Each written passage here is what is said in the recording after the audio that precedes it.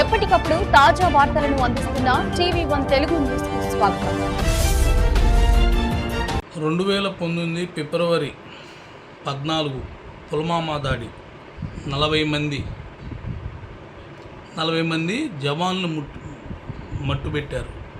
ఆ రోజు ఏ ముస్లిం కూడా రోడ్డు ఎక్కలా, ఎందుకంటే వాళ్ళ ముస్లింలు కదా చంపింది. 2025 ఏప్రిల్ 22న జమ్మూ అండ్ కాశ్మీర్లో అనంతనాగ్ జిల్లా పెహల్మాన్ దాడిలో 26 మంది సాధారణ పౌరులపై కాల్పులు జరిపారు. ప్యాంట్ ఇప్పి హిందువా ముస్లిమా అని. ఆ రోజు ఎవరు రోడ్డెక్కి ఇక్కడున్న ముస్లింలు సంతాపం తెలియచేయలా. ఏనండి, ఇది చాలా ఖచ్చితంగా ప్రతి పౌరుడి మీద ఉండిద్ది. ఇది ఈ దేశంలో ఉండి మనం ఇప్పుడు కూడా మేలుకోనపోతే ఖచ్చితంగా చూస్తున్నాను నేను, ఇది మనను మనం మోసం చేసుకుంటామే. రాజకీయ నాయకులకే వాళ్ళ జేబుల్లో డబ్బులు గిబ్బులు అన్నీ సంపాదించుకుంటారు. వాళ్ళు అవసరమైతే లక్షల కోట్లు సంపాదించుకొని ఉన్నారు.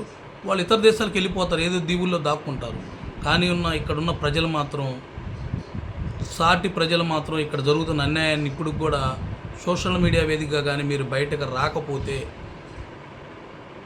తల్లిపాలు తాగి అంటారు కదా సామెత, అదే టైప్ ఇప్పుడు మన దేశానికి రాబోతుంది. అతి త్వరలోనే వస్తుంది, గుర్తుపెట్టుకోండి. దాడి చేసి చంపినప్పుడు ఎవరు రాలా ఈ ముస్లిమ్స్.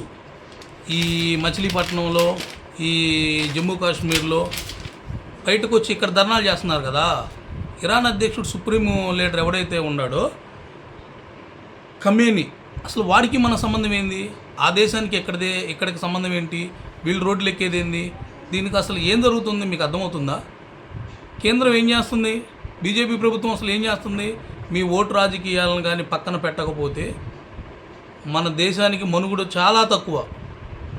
మన భుజాల మీద ఎక్కి మన తల మీద ఎక్కక ముందలే మీరు దీని గురించి ఖచ్చితంగా మీరు దీన్ని ఇచ్చేయాలి. ఇవాళ కూడా జమ్మూ కాశ్మీర్లో అల్లరి సృష్టిస్తున్నారంట. ఎందుకు సృష్టిస్తారు అల్లర్లో? ఎన్కౌంటర్ చేసి పడేక ఎన్కౌంటర్లు చేయాలి. అంత దూరం ఎందుకు? ఇదే ముస్లిం, ఎందుకంటే వీళ్ళు మత పిచ్చి వాదులు కదా. నేను అందరినీ అంటల్లా, ఆ మతంలో ఉండి ఉగ్రవాదాన్ని మూకలు ఉంటారు కదా ఎవరైతే, వాళ్ళ గురించి మాత్రమే నేను మాట్లాడుతున్నా. ఏపీజే అబ్దుల్ కలాం,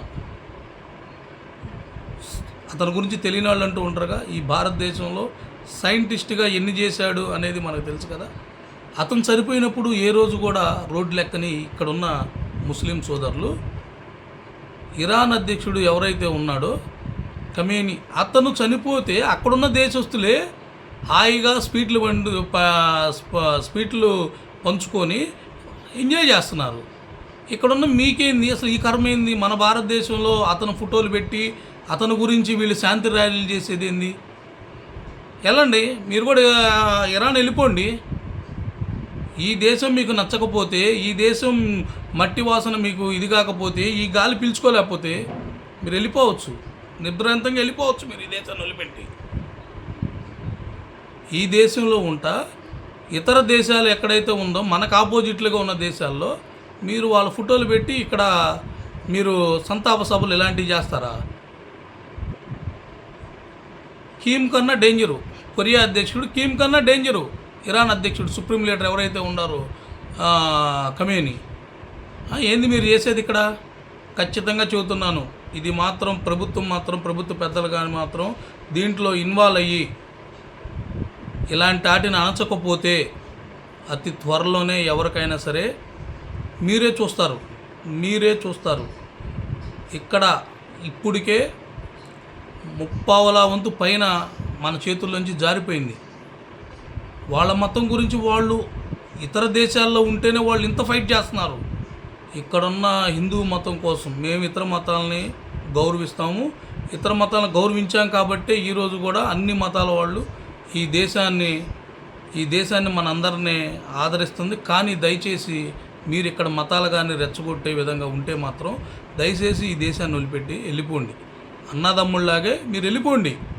అంతేగాని ఇక్కడ ఆ దేశస్తుడు ఫోటోలు పెట్టి మీరు ఇక్కడ సానుభూతులు చేయాల్సిన అవసరంలా.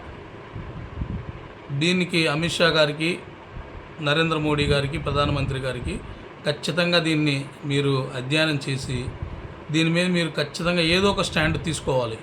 ఇక్కడ ఎవరో చనిపోతే మన ఆపోజిట్ వాళ్ళు పాకిస్తాన్లో ఎవరైనా చనిపోయినా ఇక్కడ నిరసనలు చేస్తారు, ఆఫ్ఘనిస్తాన్లో చనిపోయినా ఇక్కడ నిరసనలు చేస్తారు. అంటే ఈ దేశం ఏం దేశం? భారతదేశమా? లేకపోతే ఆ ఇతర కంట్రీస్లో ఉన్న మన ఎనిమీలందరికీ మనం స్వాగతిస్తున్నామా? ఏం జరుగుతుంది?